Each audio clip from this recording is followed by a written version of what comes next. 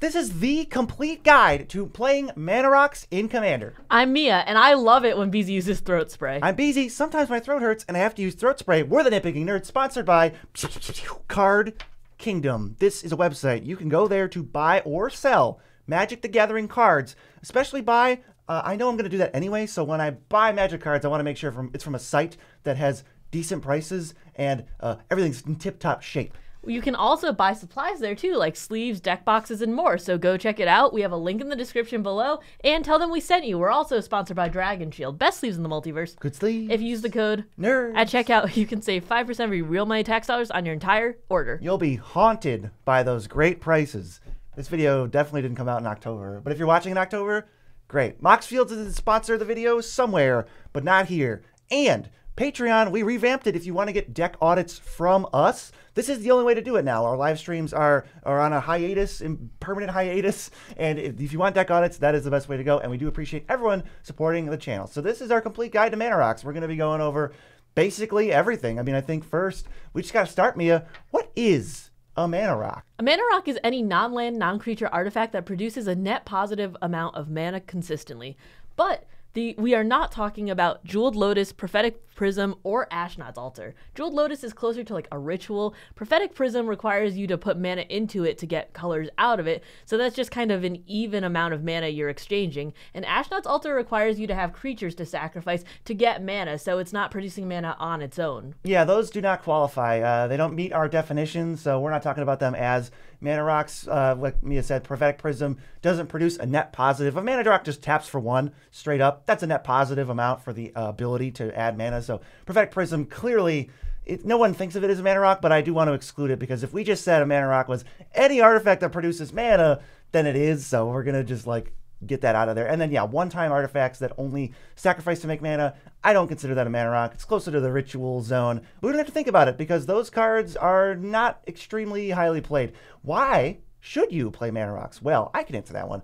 They can accelerate your deck's mana production, which is important in 4-player environments. Generally, the player who spends the most mana over the course of a game will just win or is very highly favored. So getting these rocks down, accelerating mana, spending more mana over the course of the game, that's just great for your win percentage. You just really want to go fast, and most of the haymakers and big threats are in the higher mana kind of zone. So if you have more mana consistently early, you can play more of those threats and you can just kind of outpower your opponents. But when do you want Mana Rocks? Well, if your deck is not green and needs to ramp or has very good artifact synergy, Mana Rocks are a really good way to get that mana consistently. Yeah, most non-green decks want Mana Rocks. If your deck is playing green, you have access to 3 visits, Nature's Lore, all of these ways to put lands directly into play that are generally better than Mana Rocks, but we're talking non-green decks, which is probably the majority of decks. But yeah, most non-green decks do want Mana Rocks. But really though, how many Mana Rocks should you play? Well, this obviously depends on your other ramp sources, because Mana Rocks are not the only way to ramp, but we like playing between 9 and 15 ramp spells total in our deck, and Mana Rocks contribute to that total. So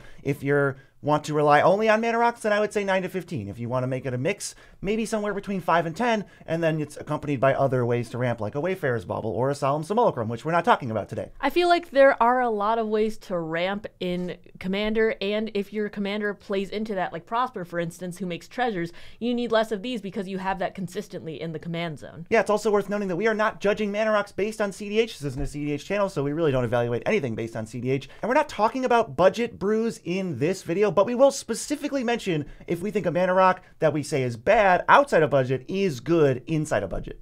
So what we're going to do is we're going to run down the curve of Mana Rocks and tell you what we feel about Mana Rocks at each mana value. So we're going to start with the 0 Mana Rocks. These tend to be some of the best cards in the format or some of the worst cards in the format. They're either extremely fast, come down turn 1 for free, or they are terrible, which we will get into. So we're going to start with the good Mana Rocks at 0. These are actually just some of the best cards in the entire format. They're kind of busted, and they usually only appear in CEDH decks. You can obviously play them outside of them, but these are some of the like cornerstone signals that CEDH is happening. These are juicy. These are your Mana Crypts, your Crow Moxes, your Mox Diamonds, your Mox Opals, and your Mox Ambers. It's getting your mana fast. A couple of those are conditional, like Mox Opal, where it says you need artifacts to make sure it actually works.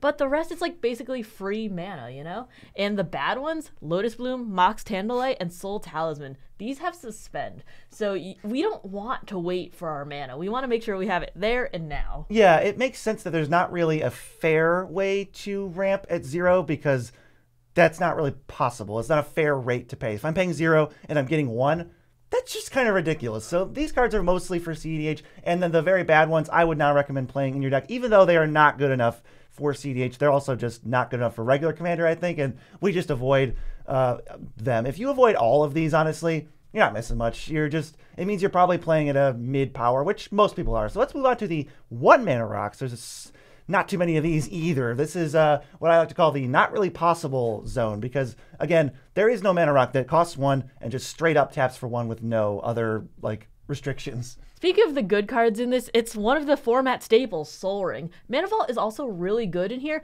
but it does act as kind of a more one-time burst because it is a big amount of mana, but it doesn't untap. Yeah, Soul Ring and Mana Vault sort of round out our package with those other busted cards that cost 0 as the fast mana of the format. Cards that cost less than the amount of mana they produce, and therefore this makes them some of the best mana rocks ever. Soul Ring is fast mana. Soul Ring is one of the best cards in the entire format, so I would caution people when they add Soul Ring to their deck just because it is extremely powerful and can dominate games all by itself. Mana Vault is kind of more like a ritual. A few other great 1-mana rocks are Springleaf Drum and Moonsnare Prototype. These require you to have creatures to tap to make sure they get their mana, but they do come down really early, and if you do have early creatures, they can help you accelerate your mana production. Yeah, I've been loving Springleaf Drum, and I've kind of taken a second look at Moonsnare Prototype, a card I kind of forgot existed, but it's really similar. There are some downsides and some differences, and a few upsides, like it can channel for a weird bad removal spell, or it can tap artifacts, so I've kind of got my eye on that. I think they're actually pretty decent. And I think more artifact heavy decks should probably be considering them. As for the bad 1-mana ramp, there's only a few. Pyramid of the Pantheon, I don't hesitate to even call this a mana rock since you have to activate it 3 times to even get an ability that we would consider to make it a mana rock. So it's just ridiculously slow. I hate this because you have to pay mana into it. This is not a mana rock until you're turn 4+. Boo. And that's all you're doing for those turns. Not worth it. Enigma Jewel is also a bad one because you can only use that mana for abilities. And that's usually not what I want to be doing. I usually want to be casting spells or having haymakers or just not be I don't want to be restricted like that, you know? Yeah, we also have Thran Turbine. Our definition of mana rocks doesn't necessarily say that they have to tap to make mana. This is, I think, the only one that doesn't, and it's practically useless. If you've got a weird upkeep deck, you know what you need, but it's not for most decks. But you know what is for most decks? Moxfield.com, because they have a website which you can navigate to on your computer, desktop, or phone even, and build commander decks. I love this because there are some mana rocks that do have color restrictions, as we'll talk about in the next category, but they all have similar sounding names. So if I type in the first few letters, not all 10 of them pop up if I only have a 2-color deck. Only the one that will be for my deck in the color restrictions will pop up. I love that feature. And what are we talking about? We're talking about 2-mana rocks. That's what a bunch of the 2-mana rocks have, the similar names. These are bread and butter. They are efficient, and you want a handful of them. This is where you're going to play the glut, the most of mana rocks. So we're going to spend a lot of time on this one. These come down for 2.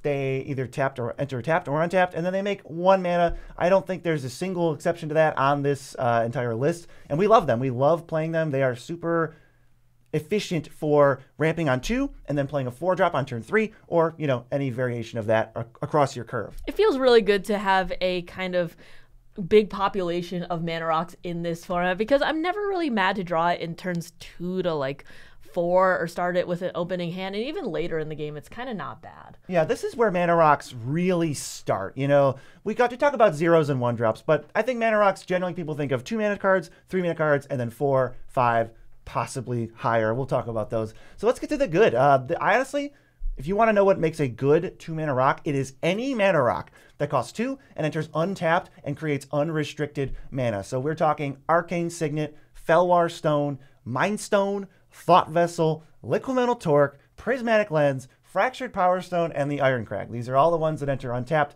and kind of just do a little something I don't care. I just want an untapped mana rock, and any extra synergy is cool with me. If you don't have any other types of ramp in your deck, these are great just to cram in. If you have the ability to be pickier, some of these do have more synergy with other ones, like Liquid Metal Torque making things artifacts. That might play into your strategy, but in other decks that might not matter at all, so you might want to sub it out for something else. But in general, these are very good because you can use them immediately. There are some good cycles too. The Signets and Talismans are really good. The Signets you have to pay 1 into to get 2 mana, and Talismans can tap immediately, but you do have to take a damage if you use the colored mana side of it. All of these are named very similarly, so if you have a 3 or 4 color deck, when you type it in, like when I talked about Moxfield, it might be a little tough to tell exactly which ones. Right. So yeah, all the Signets are great. All the Talismans are great. You know, Mia is a little bit lower on Signets than Talismans, and I might be coming around. I don't know. I think they're basically equal. So if you're like a blue-red deck, you want Is It Signet, you want Talisman of Creativity, and then you probably want some smattering of the ones we listed above. Arcane Signet, Felwar Stone for mana fixing. They basically are both rainbow lands, rainbow rocks. And then Mind Stone can cash in for a card. Maybe you want to know like hand size because you're an Is It deck. So for Thought Vessel, you might want to get that. So now you just start taking between the under the umbrella of good 2-mana rocks, you can just pick and choose 5 to 6. I think that's probably a good number. I think in 2-color decks, Signets and Talismans played together are very important. However, just building on the thought prior, Talismans are what I prefer because you can tap that immediately. We talked about in a previous video about how many 1, 2, 3 drops, etc. that we play, and we do play a fair amount of 1 drops, so having that mana immediately is pretty important to me. So that's why I do prefer that, but if you are playing 2 colors, I think Signets are a pretty good add. That's also why we prefer 2-mana rocks that enter untapped, because you get the mana from them right away. Mia's talking about if you play a Signet on turn 2,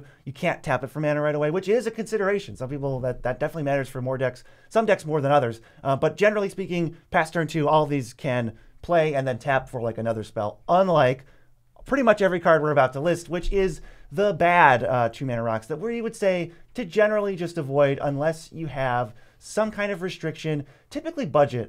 If you're on a tight budget, I think entering tap is still fine. I'd still much rather have a 2-mana rock than some of the other ones we're going to get to. I do like the 2-mana rocks on a budget. At one point, we were building $20 decks, and these were really good staples when Arcane Signet's 87 cents or something. You know, Soul Ring's $1 plus. Sometimes you need the ones that enter tapped. These are things like Diamond Cycle, Cold Steel Heart, Star Compass, Ebony Fly, Guardian Idol, Obsidian Obelisk, Planar Atlas, Corrupted Graphstone also. They all just come in tapped, and then they possibly have a little bit of extra upside because they're entering tapped, or sometimes they're just, 2-mana rock, enters tapped, add red. Sometimes they're just draft chaff, some of these are in there too. And then there are the horrible things that even on a budget, we would not play. One of these is Pillar of Origins. We talked about this previous video, but this is you can only spend this mana on creature types. And if your deck is not fully just one creature type, as we often play instant sorceries, etc., you can't use that mana towards it, and that's not what I want to be doing. Yeah, if you are a 1, 2, 3 color Kindred deck, you have absolutely no use for this because any Signet, any Talisman, any Arcane Signet, Felwar Stone just is not a mana rock you have to build around. It just works. Any mana rock that works, I think, is better than this. Even if you're color fixing, there's still better ways to do it. Sphere of Suns enters tapped, and it's fine because it rainbow fixes, but then it just runs out and doesn't mana rock anymore, and I just don't want that risk. I don't think you need to... Look, the cards we just listed have no risk, and they enter tapped, and we still think they're kind of bad. This has risk, so I'm out. I hate the charge counter lands, too, because of this theory.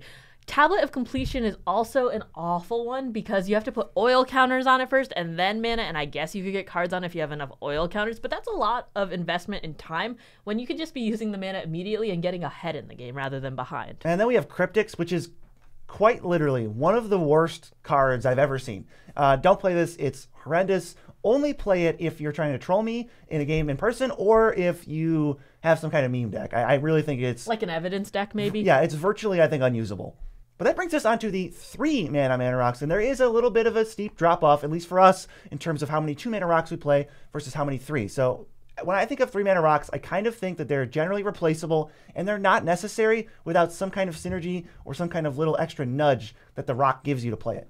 I definitely agree with this, and I think that a lot of people play rocks in this kind of mana value, and it slows down your deck. I think that you can go a little faster and win more games if you replace these for some of the cheaper ones or different types of ramp. But there are some good ones. This is like, for instance, Relic of Legends. If you do care about legendary creatures, this could really help your deck improve. Onward Shaku is the same thing. This is like the 2 rocks you want if you have a Legends mana deck, because both of them essentially tap for a bunch of mana. It's not 3. The 3 mana rocks that we're going to list are like, whoa, if you're doing this type of thing, this is awesome. So in general, I think we play like 1 to 3 mana rocks in a deck. So we're really not talking like crazy numbers of them, but some of them can be good, like Coalition Relic. It makes charge counters, and it's a 3 mana rock that if you charge it up the first turn, then taps for 2 on the next turn. And they are rainbow mana, so it does fix you pretty nicely. I definitely agree with the fact that we don't play these without like types of synergy. And I don't know, when I play 3 mana rocks, I'm not usually playing them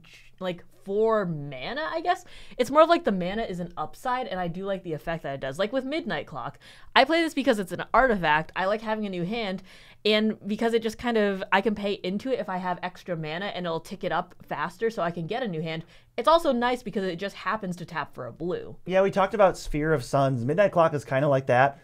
But in 3 turns, instead of not working, you get to draw 7 cards and have a new hand. And have your graveyard shuffled in. Yeah, I like Midnight Clock. Midnight Clock's a sweet one. I definitely agree with what you said. It's like, oh, this effect is really appealing, and they put it on a mana rock, so it's kind of safer to put in my deck. Whereas if Midnight Clock was just a blue artifact that did nothing, I'm so much less likely to play that card. And we also have Cursed Mirror, which is like a clone with haste that has some infinite combos. It has some like very big utility. It's a better draw than most mana rock in the late game, because now you're getting the best ETB or the best attack on the board. And then it's a mana rock. I like Cursed Mirror a lot. I want to put it in more decks. It seems really cool. Me too. Worn Power Stone is also great because it taps for 2, but it does come in tapped. So it ramps you a little bit slower than like Soul Ring, for instance, but it can still be a like substantial boost of mana. Yeah, I think Worn Power Stone, it doesn't do anything else. I think it's just a fair acceleration. So if somebody's playing Warren's Power Stone, I won't really fault them too much. We also have Basalt Monolith, kind of like a Grim Monolith type thing.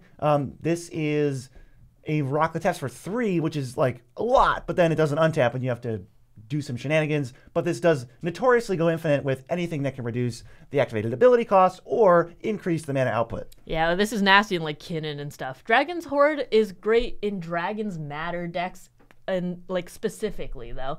Patriarch Seal is also great when it matters, when you have to untap a legendary creature. This could be great with activated abilities or something in general like that. Yeah, I had it with a Dragonlord Ojutai deck where if it's tapped, it doesn't have hexproof, but then when they try to target it, you just untap it and now it has hexproof again. Next, we're going to go into the medium category. These are cards we're just not going to play unless it's like a very specific type of deck. I think the ones we listed, they're pretty cool and they're more broad. I don't think you need to just play a Legends deck to have Relic of Legends. If you just happen to have 10 Legends in your deck, it might be good. But these are things, we're starting to get kind of specific, so I have them as medium to mediocre. Mostly you're going to ignore them, but some decks might want them, like Staff of Completion. It's a proliferate card. If you are playing basically exactly Infect, then I think Staff of Completion and also Glistening Sphere are good. I run Staff of Completion in my poison deck. I think it's great. I'm never using it as a mana rock, though, unless I'm so desperate or I have no poison on anyone else. I need to, so that's a little bit rough. Glistening Sphere, I don't love in poison. It just has 3 mana proliferate, and you get more mana if people are playing poison. I think it's a little bit slow because it's not repeatable proliferate. Yeah, we also have Heraldic Banner as a creature buff. Only in monocolor decks, and I think maybe only budget. I don't know if I like this card outside of budget too much. We have Skyclave Relic. Also, you can pay a kicker cost to make copies of it. I've played this in the cube a couple times. I've liked it there. I'm not sure if I'd play it outside of that, though. Yeah, we do have a Commander cube. It's decent there, but I think you want to care about the tokens it makes for some reason, like a Brutaclad deck, to care about it more. Cultivator's Caravan, it's a vehicle, so some vehicle decks are happy to have it because it's honestly one of the better vehicles. There's not that many good ones. And outside of that, I think you avoid it. Although it is nice to have a 5/5 beater sometimes after the board gets wiped because it survives the wipe, play something else, crew it, and attack. Maybe it matters. Wand of the World Soul is good if you are playing a Convoke deck because it can also give the next spell Convoke, and that could really help you with like your mana costs. Yeah, I think it's pretty good for like token decks where you just have some kind of big spell and it kind of says when you tap it, all your creatures can tap for mana. That's kind of what it says. And some decks are really interested in that. And then the Dragon Orbs, definitely worse than Dragon's Horde. They all just kind of give okay abilities. I think the green one's the best because it gives hexproof. I like the Dragon Orbs, but I also play it in like a very budget Rondis deck. So I thought those were pretty good there, but I think that there are a fair amount of dragon payoffs that are not just like dragon that you can kind of throw these into and it might matter. Yeah, and the weird thing is that dragon decks are often just in green. So how many mana rocks do you want to play in your green dragon deck? Maybe Dragon's Horde and like nothing else. But okay, it's time for the bad 3 mana rocks. This is kind of I think these categories are kind of evenly split between like good, medium, and then just bad. We got to start out with a banger. Commander's Sphere. Taps for 1 or you can sack it to draw a card. I just think, even though that's nice to have, I just never ever play this card. I tried it in my early decks back in the day, and I feel like this is like a beginner commander card, right? It's good. It's like, wow, I can have 1 mana of any color, and I could draw a card when I'm done using it. In theory, that's all really good, but 3 mana is a little bit too slow for where we like to play, so I'm not a big fan of that. Chromatic Lantern, there was discourse on this a long time ago. There will be now. But we are not fans of Chromatic Lantern either. We don't think that you need to make all of your mana tap for different colors because there are so many good, even budget alternatives where you can get perfect mana fixing or near close to. I have never once had trouble with building a mana base, even on a budget, $50 budget, $20 budget. I've had my mana be, pretty close to perfect, pretty close to great, just because there's so many dual lands that are cheap, whether they enter tapped or untapped. There's plenty of options for both. I don't think I've ever needed to go to Chromatic Lantern. The exceptions might come from like Send triplets. If you have an exception commander, probably an exception commander and not the rule we're talking about generally where we just don't play Chromatic Lantern. I think especially off budget, my mana base is perfect if I'm not on a budget. Or if I'm on a $500 budget or a $200 budget or a $100 budget, I won't ever even consider this. And the card itself, it's not even budget. It's like a couple bucks. Is it? Wow. Yeah, it's kind of insulting. Yeah, that's kind of rough. I tried it indoor, which really cared about pips a lot, and I still didn't really care. So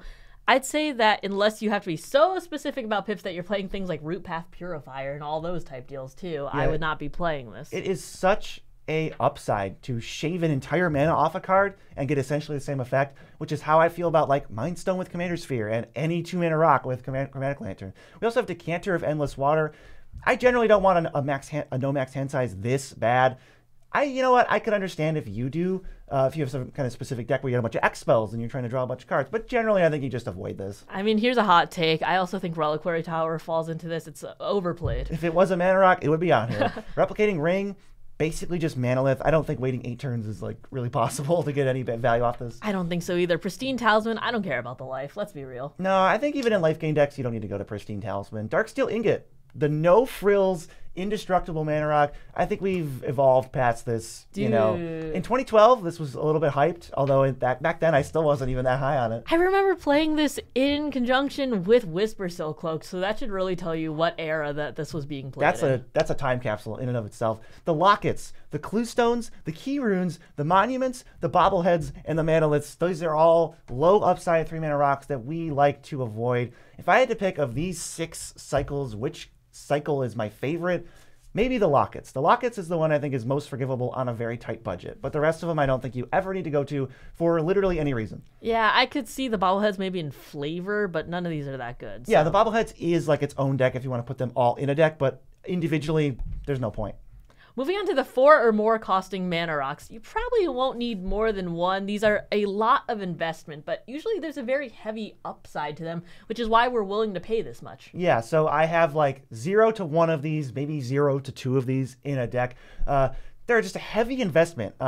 When turns 4 to 5 are generally the turns where you are being paid off for having already ramped with a 2 or a 3 mana rock. But now instead, it's like, no, I need to ramp some more. Then I got to wait till next turn to play some maybe gigantic thing, granted, or some kind of awesome synergy. But like, usually this is just a lot of time to wait in a game where I don't want to go ramp.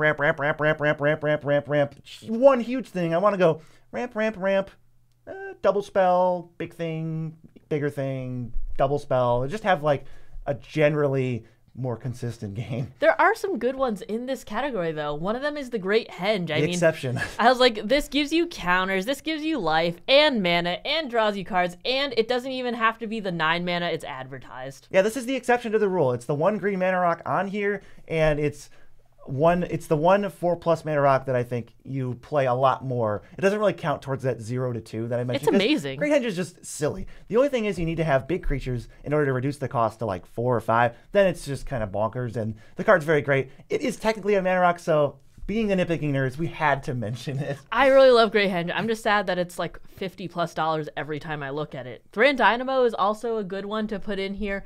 It's colorless and it gives you a fair amount of mana. I see this a fair amount in like Eldrazi decks, I think. Yeah, I think it's fine. I think this is sort of like right in that middle tier of like mana rocks where if somebody's playing Thran Dynamo like Worn Power Stone, I'm not really going to say, oh, this is terrible, what are you doing? I think it's totally fair, and if you're trying to ramp up to huge mana, a 4-mana rock that taps for 3 immediately, A, doesn't really exist outside of this, and B is a pretty good card. So when you tap it for 3, you get most of your mana back. It's not like you're in this huge hole that some of these rocks make. Warhammer gave us Scepter of Eternal Glory. If you're playing monocolor, this taps for a lot of mana, 3 of any one color, or just 1 of any normal color if you don't have the lands like kind of required for it yet. But if you're playing monocolor, you really should have those lands. Yeah, if you can't make 3 mana with Scepter of Eternal Glory, it's a disaster. So that's like rough. You got to be monocolored basically. But if you are, it's better than Thran Dynamo. We also have Gilded Lotus, which is 5 mana, so I'm starting to get to like, whoa, how much mana am I paying for my ramp? But it does make 3, and it is colored, so I think for now at least, Gilded Lotus is like just above par, just okay enough for me to say, yeah, it's in the good side. It's fine. Throne of Eldraine too. I mean, in the last few years, we've gotten some really good 4+ mana rocks just for like in general. Throne of Eldraine for monocolor decks, you can make what, 4 of any one color? 4, and it even has an ability to draw some cards if you don't have anything else going on. So if you're in monocolor, Scepter and Throne, pretty sick mana production. They are expensive though, so do consider that. I think the one thing Wizards has been doing, which I do appreciate lately, is they're experimenting not with 2-mana rocks. They're basically not really releasing that many 2-mana rocks that enter untapped anyway. They've been experimenting like crazy with 3-mana rocks and 4, 5, and 6-mana rocks. They're just making a bunch of cool stuff, and I totally like it, even though most rocks that we would say are 4+ mana kind of fall into these next 2 categories. This first one is the mediocre, kind of just don't play these. Yeah, unless you have a real good reason. Hedron Archive is just okay. I see this in conjunction with Thran Dynamo where you need a lot of mana in those big colorless decks like Eldrazi, but in general, I would not play this outside of those. Yeah, I think it does have some homes. On a budget, I think it's passable, but Thran Dynamo is also pretty budget these days. Although, for colorless decks, cashing in for cards is kind of a big deal. They don't have access to that kind of thing. And similarly, like in the Boros type of deck, Sphere, I could see it. Stonespeaker Crystal is kind of similar. It does Graveyard Hate, and it can replace itself. So when you don't need a mana rock, it at least does something. So a lot of these mana rocks can't say that. I still fall in the mediocre category. Nyx Lotus is good because it cares about your devotion. However, after like a big board wipe or farewell or something, that could be really rough to kind of recover from. Yeah. And this is a fair amount of mana put into it first. Like, when are you supposed to play Nyx Lotus? Are you supposed to play it on turn 4 when it doesn't do anything, and then wait another turn when you build up your devotion and then tap it? Are you supposed to play it in the middle of the game when you're really upset that it enters tapped? I don't know. It feels like very, very finicky. Timeless Lotus is kind of finicky also. It enters tap, but it makes 5 for 5. And this can go infinite with a bunch of different stuff. I just think if you don't have that setup, that framework, don't bother. I have it in my Door to Nothingness deck, which really cares about those Wooburg pips. It's there. I also do have the combo where you can make infinite of certain colors of mana. So it works in certain types of decks. If you're trying to play Door to Nothingness, might recommend it. Yeah, I mean, you have Amulet of Vigor in that deck and ways to untap it so it can make mana immediately. Relic of Sauron, it can draw 2 and discard 1. I think I kind of have this in a similar space as like Hedron Archive, where it's a lot to play. So you're paying a below rate rock. 4 mana to make 2 mana is below rate. And the mode you get is draw 2, discard 1 for some mana if you don't have anything else to do. Not a fan. Me either. I'm not sure if I'd play this. Saravox Tome is okay because it cares about the initiative, and if you pay 3 into it, you can cast a spell for free if you've completed a dungeon. That might matter if you're playing heavy dungeon decks, but other than that, I wouldn't say play it. Machine God's Effigy. I'm not sure about this one. I think it might be okay, but it's so much worse than like Phyrexian Metamorph.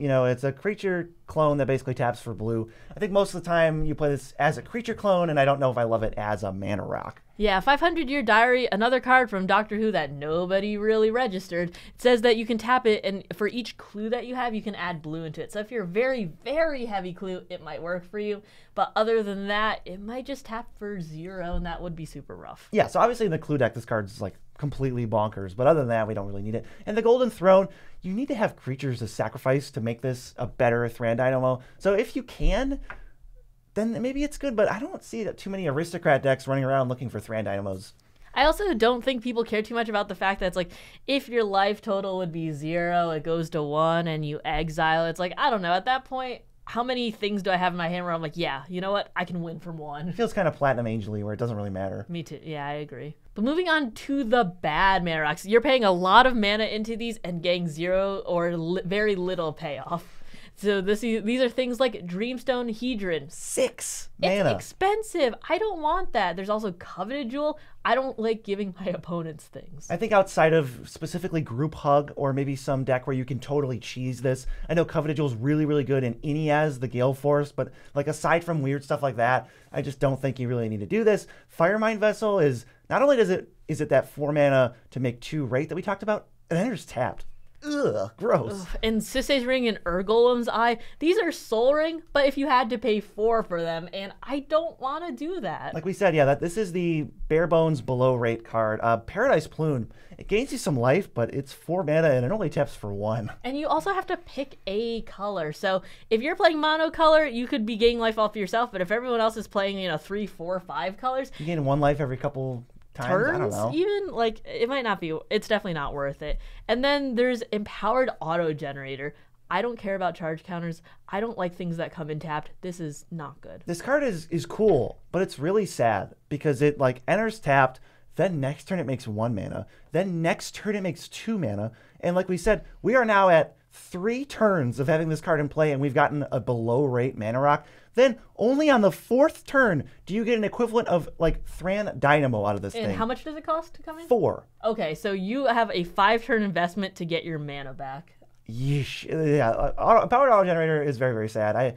I feel bad for that card because I think if it entered untapped or like started with a charge counter, there could be something there. Maybe if you're going like charge counter Kindred, if you're doing Atraxa, but you're only caring about proliferating charge counters. Then we're in. But if you want to take all the knowledge that we've given you about mana rocks and plug it into how to make a deck in general, then you can just head on right on over here and you're super prepared.